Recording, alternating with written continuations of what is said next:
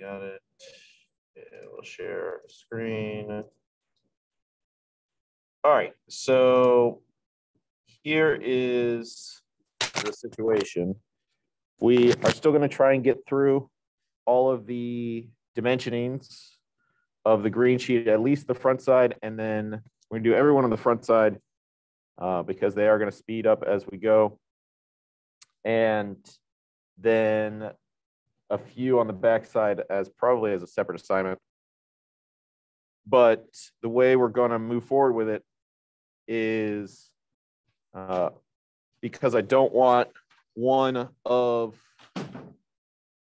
the two classes to have like all just copy the video and the other one have all live instruction while we make recordings. We are going to do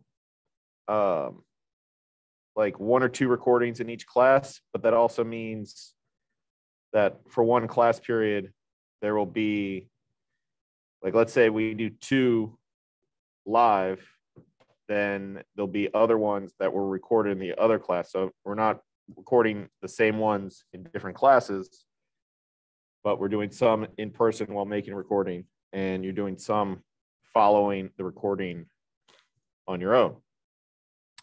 Okay.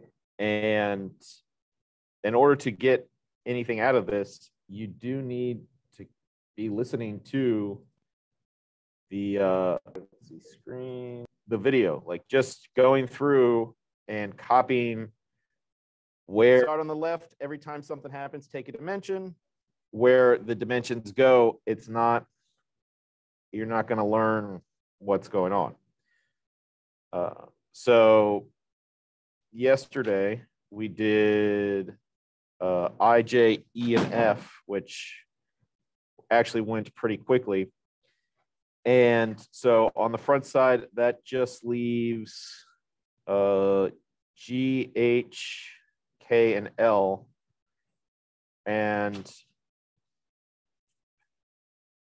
I think we'll do K and L here in first period, and then G and H in the afternoon in sixth period. And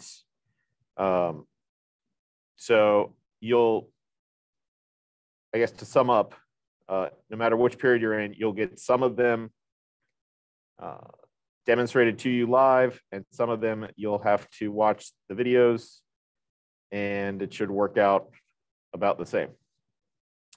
Some things to note that are going to be slightly different on your work is that you are going to be doing them so that they are like properly scaled, in that I am making them super tiny so that the dimensions are kind of big for the demonstration. The actual numbers are big, where you will be doing them in, you know, proper scaled, and your numbers, the actual number on the page is going to be a lot smaller, which is good. You'll have more room. And even though this is super tiny, if you were to print this out on a regular sheet of paper, it'd be plenty big enough to read. And you don't need cartoonishly large numbers if you were to print something out or make a PDF. So that's the plan. So for first perioders, in order to catch up, you will need to do I, J, E, and F, which is in this video. It's only 20 minutes long to get through all 4 of them. And right now we're going to record just parts K. No, I think we can do the last 4. Then we'll have something to have a good chunk there. So the last 4 are G, H, K, and L, and we're not going to do them in order just because they generally like to go through things in order of complexity for obvious reasons. But you do want to make sure that your sheets are in alphabetical order when you're done, which isn't that hard. You just grab the sheet and drag it and put it in the right place. And if you are not sure yet, make sure you are doing all your sheets in the same drawing file. At this point, you should have, I think you guys would have A, B, C, and D. Is that right, folks? You guys have A, B, C, and D? True or false? Anybody? Which ones have we done here in first period? Anybody? Anybody? Awesome. Great participation. So, well, the videos are all there. So there's that. Let's see which videos we have done. A, B, C, and D. Then I, J, E, and F. So we'll just go through the last four quickly, relatively quickly. Let's do K and L, and then G and H. I think H is probably the hardest one. I'm not sure. And hardest is all relative. Okay, so we're gonna make a new sheet. So under place views, we'll go new sheet. And right away, let's rename the sheet. Right click on it, go to edit sheet. And this one is called L. And it's already in alphabetical order. And we'll do a base view of part L. And the default of one-to-one scale is probably pretty good for you.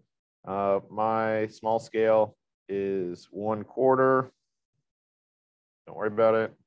Okay, so a base view and then projected view. First click on the shape on your, click on your base view, and then top view, right view, top front right view. Create, right click create, which you should have at this point. And the key to making the projected view is that they will always line up no matter how you move them around, and it doesn't let you move it around outside of lined up. Okay, so now we're just going to go through our dimensioning method. Starting on the left side, every time something happens, take a dimension.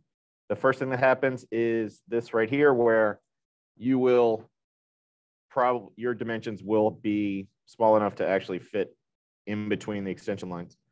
But either way, the first thing that happens is the distance from the left side to the top of this, which could go either there or there, not on the isometric view. We're not dimensioning to isometric. But you could put it either here on the top view or the front view. Neither is really going to a contour. Okay, contour is the edge of the shape from that particular view. So it doesn't really matter. Let's just go ahead and put it on the front view. My personal preference is just to default to the front view so that they all, I don't know. I think the stacked look looks good. And for those of you who haven't done part J yet, that one has like a ton of, sorry. Happened in the other class too. Forgot about that button.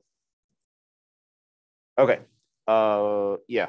So neither is ideal, but it's about as good as it gets. Okay. Then going left to right, the next thing that happens is this edge right here, which here is definitely not good. We have the extension line going on to the view. We could just put it right here on the top view, and that's as good as anything. It goes to a contour. It's between adjacent views. Everything is good with that. Continue going back to the left. The next thing that happens is this, which is the distance from the left side to this edge right here. And that's fine. Contour between adjacent views, beautiful.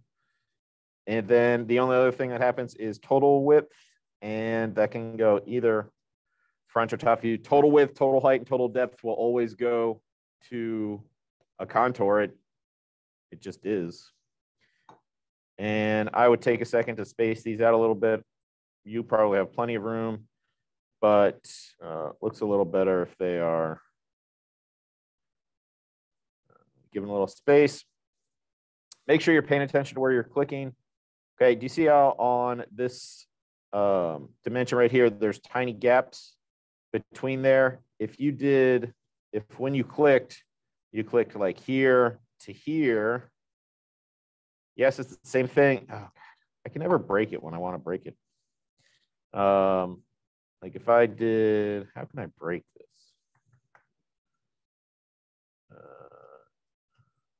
Yeah, like that. Okay. No.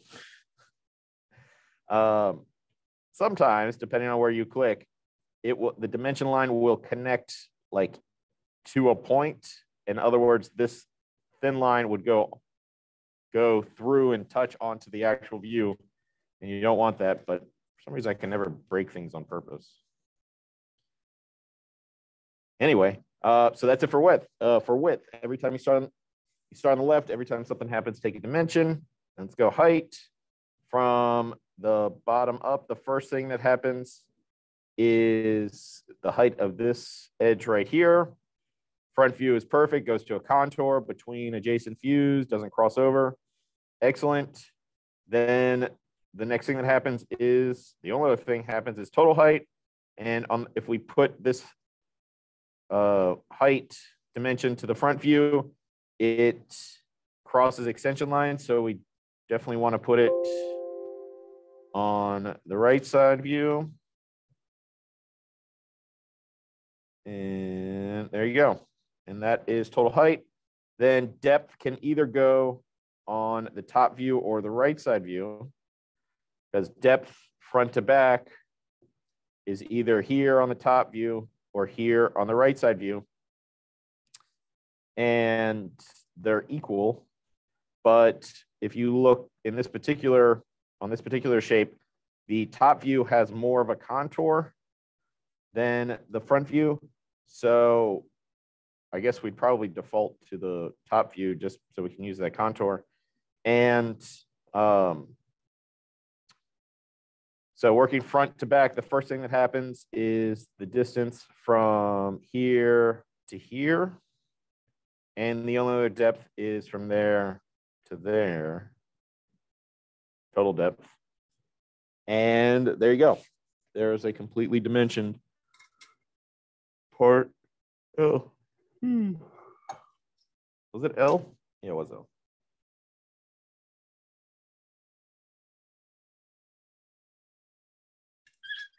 Okay, super easy.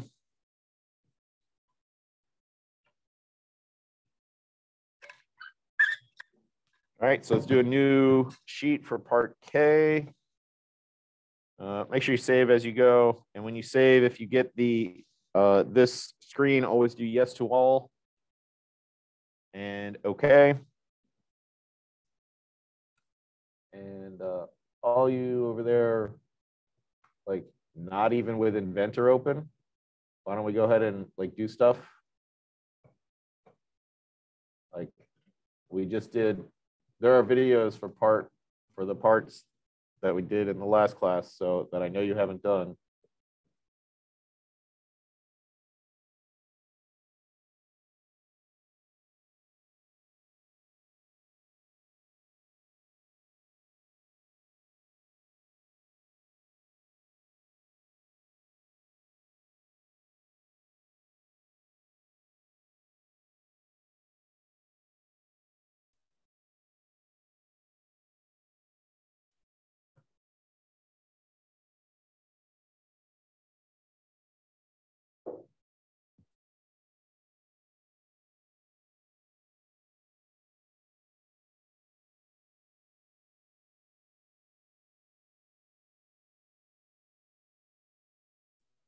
All right, so new sheet for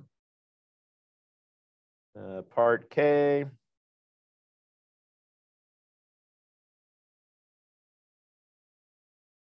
And I'll make mine tiny once again. We'll go like this. Projected view, first click, second, third, fourth, right click, create.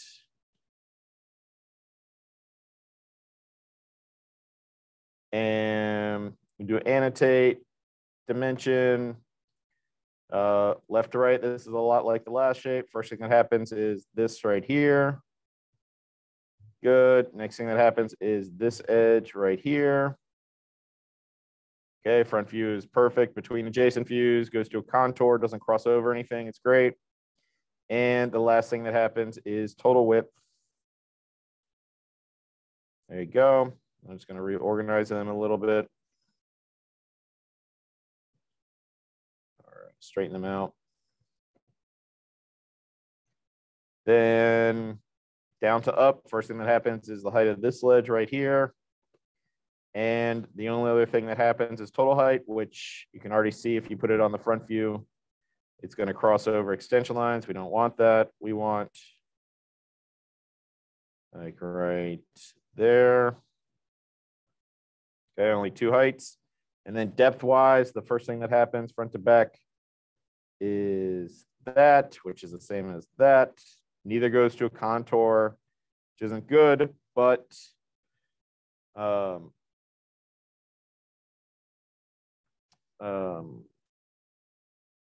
neither crosses over anything. They're both between adjacent views, so they're equally good and bad. So we just need to keep one of them. And the only other depth is total depth. There you go. It took about 45 seconds. Obviously, the less complex a part is, the less complex the dimensioning is. Seems to make sense.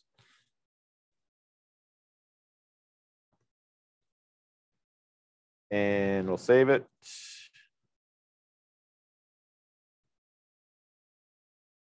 And let's make sure, oh, I didn't rename it. This is right click, edit sheet. This is part K. Generally a good idea to do that right away. And JKL, fantastic. And let's go ahead and knock out the other two. We've got plenty of time. So do a new sheet, and it's this, I know it's this one right here. It always pops down to the bottom, which generally makes sense just because that's where you normally would put stuff.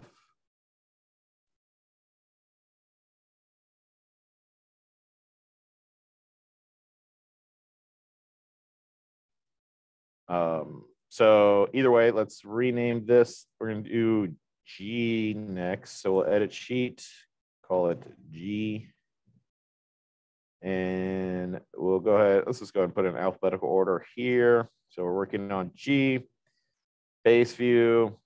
I think you might be starting to see how easy these are once you know what you're doing. Okay, again, I'm going to stick with my 1/4 scale. And hold on, do I have auto top? Oh, well, there you go. Apparently I have auto projected view on.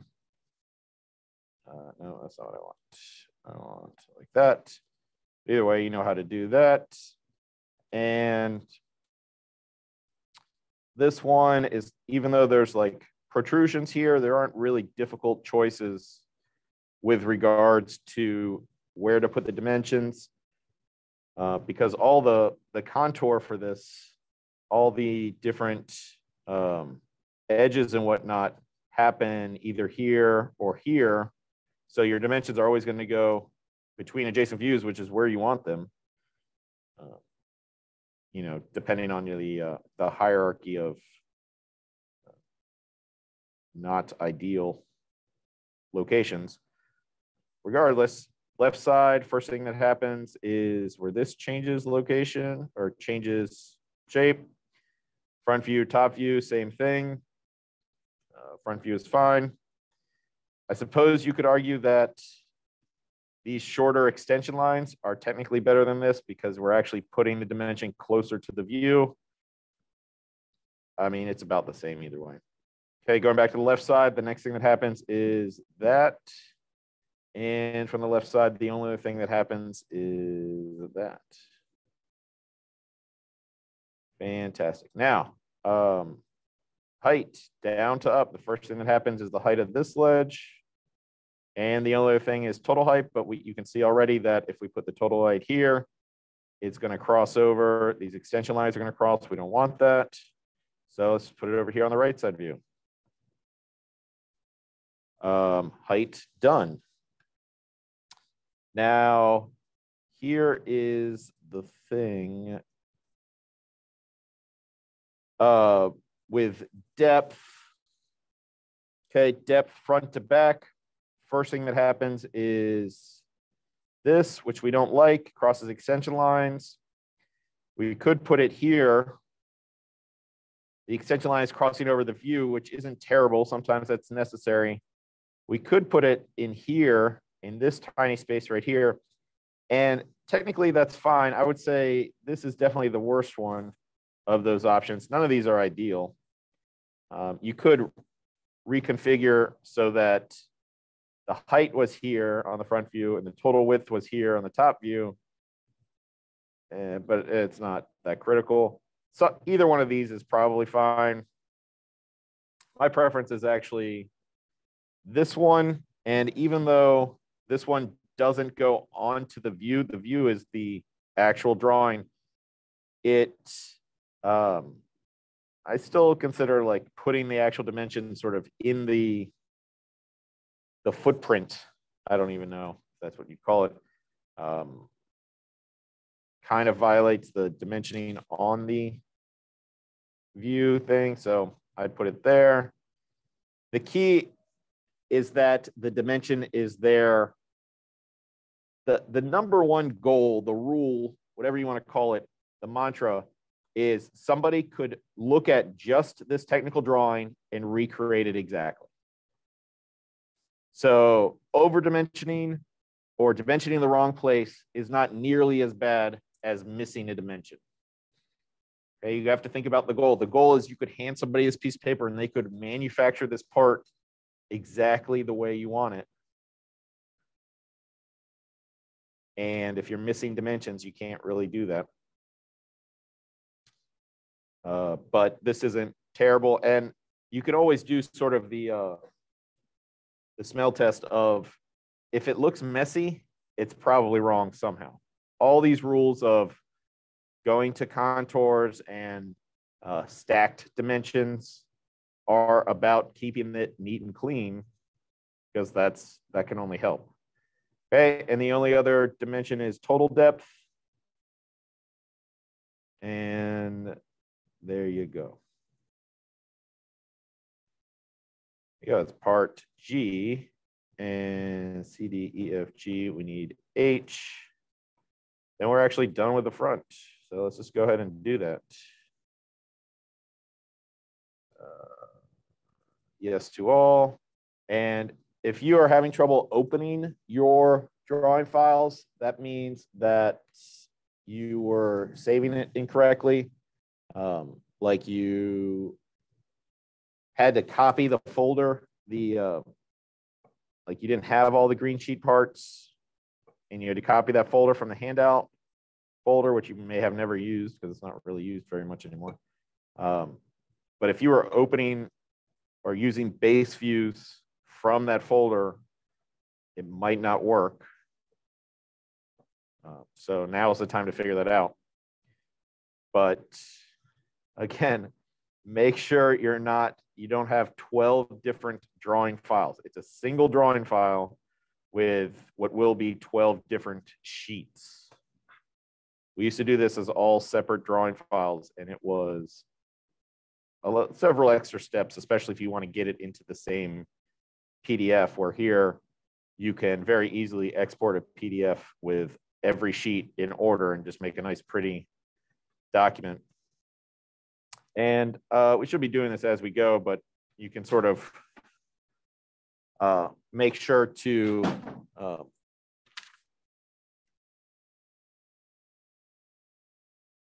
you can do it sort of in batches. We are going to do, or I do expect you to do titles and or title boxes with at least a name and a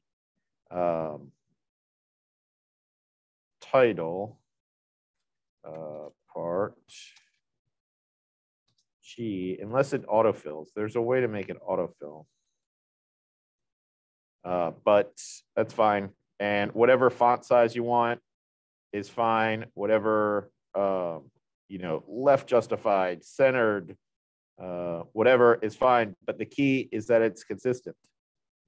Okay, if you make your name in this box on one, and then you put your name in this box on another one, that's not okay. Okay, consistency is critical, or paramount, or whatever. But make it look good. Again, yours will be full scale using the sheet completely. And the last one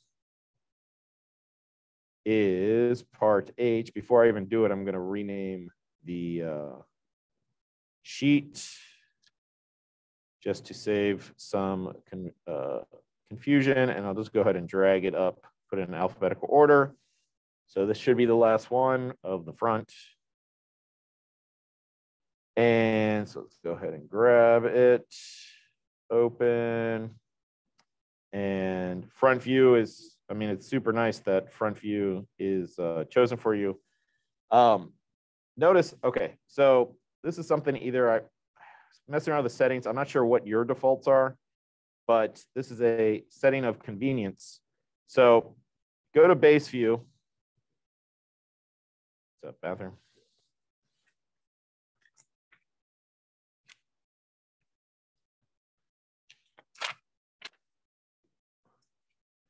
And choose a file just like for forever from, and when you hit open, it's going to place it, but you can see where my cursor is. There's like a little highlighted marching ants square, and it is automatically going to projected view without having to like click on projected view and do it. And so it's giving me the base view. Now I'd have to mess around. I wonder what happens if you mess around with scale. Do you still get it? Yeah, you do. So you mess around with the scale you want, either typing it in. For these, it's all 1:1, and move the location. But I haven't clicked OK yet. I still have the marching ants really faint square that I can click here to do top view, click here to do right side view, and click up here to do our isometric view. Right click, OK. There you go. I saved a step. Yay. Is there a shortcut for this? Wish I had a shortcut for Zoom, but I guess scroll wheel works for that. And I'll reposition mine. Okay, so our mantras, our methods for this one, start out with a little trade-off. Starting left to right, the first thing that happens is the width or the distance from the left side of this overhang. Okay, our first choice is between adjacent views, meaning on top of the front view, but that has the extension line cross onto the view, which, again, not ideal. Let's look elsewhere. The other place we can look at it is on the top view, but that's going to a hidden line, which, you know, it's the hidden line is like if you had X-ray vision looking straight down, it's this edge right here, you know, underneath. But you want to avoid it going to hidden lines because the hidden line is never going to be a contour, at least of whatever you're dimensioning. So that's definitely worse. The other place we can put it is down here underneath, which this is just like one of the ones from before where, yes, technically none of the extension lines are on the view and it's not terrible, but I mean, I guess either is fine. Whichever one of these two you think looks better or is neater or is easy to understand is fine, but you can't have both. That's over-dimensioning. My preference is this one. I really don't think extension lines crossing onto the view look that bad as long as the line weights are different, which is going to be automatic. This was a thing, again, I can't remember if I talked about it in this class, how we used to do this on paper and not like big drafting tables and slide rules, but just grid paper with a ruler. Everyone really just used their student IDs and a pencil. and you had to use your pencil to change line weights, meaning the thin lines were for extension lines and the thick lines were for object lines. What do we call those? The lines of the part itself. But it's so easy on the computer that it just sort of does it for you. So yeah, that looks fine. Okay, going back to the left side, the next thing that happens is where this edge happens, which, okay, we're not going to a contour here, which is not ideal. This isn't an edge of the shape, but the only other option is on the top view, which has the same pluses and minuses, so it doesn't really matter. And my preference is to default to the front view for width so that more dimensions are together. Okay, going left to right, the next thing that happens is this edge right here, which this is as ideal as it gets. Nothing crosses over anything. It goes to a contour, okay, an edge of the shape. Anytime you can put that extension line pointing towards an edge of the shape, that's what going to a contour means. This kind of goes to a contour, but not really. Because if you're looking down on this, you can't tell if this is the start of like a sloped face or if it's curved. You just know something happens here. And if you had to, you could dimension to that. But on the front view, it works out a little better. Then the only other width is total width, which we can put right there. And let me tidy these up a little bit. You know, you want things to fill the space and be tight, but not crowded. Like, even though those aren't touching, that's a little crowded. And if your scale works out where you have too many dimensions, like you have a super complex thing, then you have other trade-offs, like maybe make the views a smaller scale so you have more room for the actual dimensions. But that's rarely the case. Or just get a bigger sheet of paper, which is actually not that hard.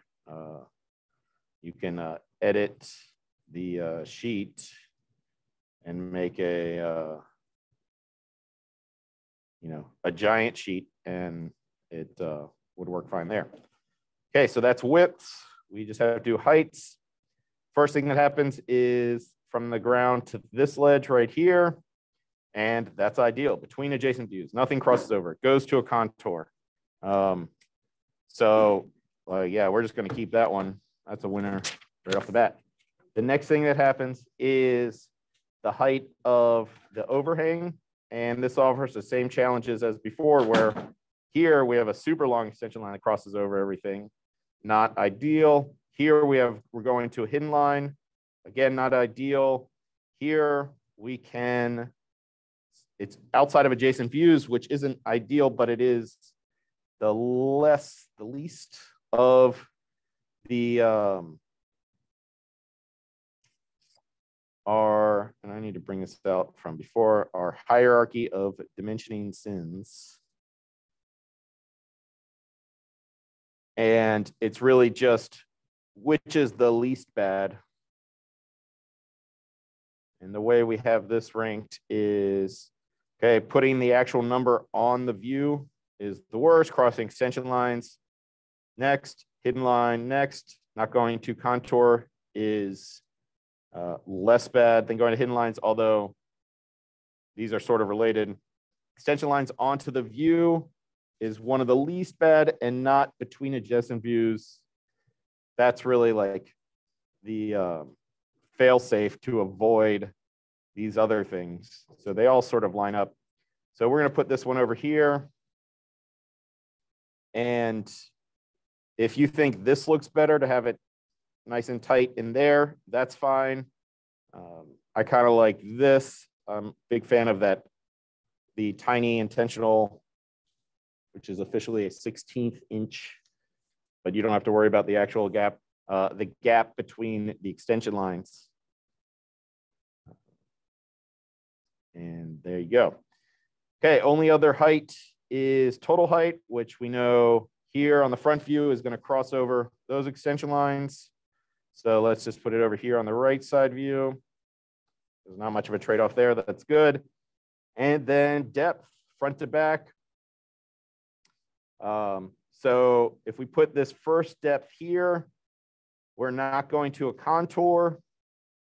If we put it here, we are going sort of to a contour.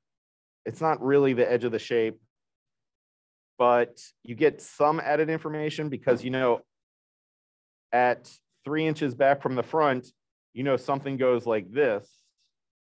Here at 3 inches back to the front, it just is another line. I don't know. Neither is ideal. Neither is horrible. Let's just keep one of them. And the only other depth is total depth.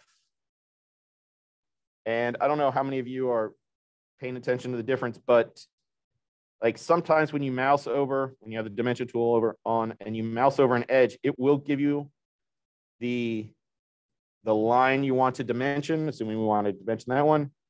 But you're better off having good habits, best practices of clicking on the point you want to dimension to the other point you want to dimension. And in this case, it worked out the same, but it will be more accurate.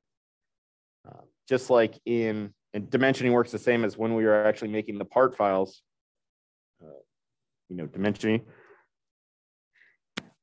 has a much different purpose in drawing files. It's about communicating the size rather than changing and constraining the size as it is when you're sketching in part files. But there you go. That's part H. Go ahead and save it. And that should be all of the front side. Okay. And next time we'll talk about how to, we'll give some tips other than just what I just demonstrated of finishing text boxes and how to export it to a single PDF for submission and grading. All right, so that's where we'll end the video right now. And it will be, where are we? Parts. What was that? L, K, G, and H. That was the actual order. And let's make a new sheet. All right, well, I guess I can do this off of the recording, but that's where it will be. And every single one of the front side part videos are up there. And yeah, again, much better to listen to it as you look at it. If you need headphones, I can probably find you some. If you want to play the replay on your phone while you work on a computer, that's a less than optimal, but one way to have a dual screen experience while you're working on a Chromebook. But regardless, let me know if you have